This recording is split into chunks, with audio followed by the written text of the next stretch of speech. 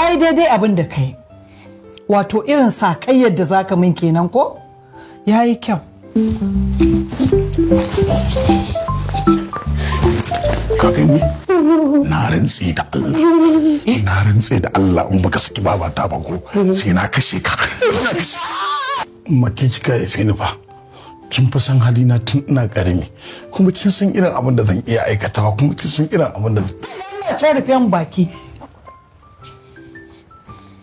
Na faɗa maka kuma yanzu nan zan yanke ma hukunci a cikin gidan nan. Yanzu abin da nake so da kai, ka zo ka durƙusa ka bashi haƙuri. wa Shi mijin nawa. Ko baka ji me na ce ba? Ka durƙusa ka bashi haƙuri. Tun kafin raina ya ɓaci, ka durƙusa ka bashi haƙuri.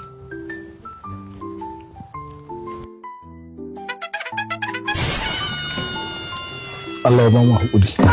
Haka na ce ma? Ka faɗi abin da na umarce ka faɗa. Allah ya baka haƙuri.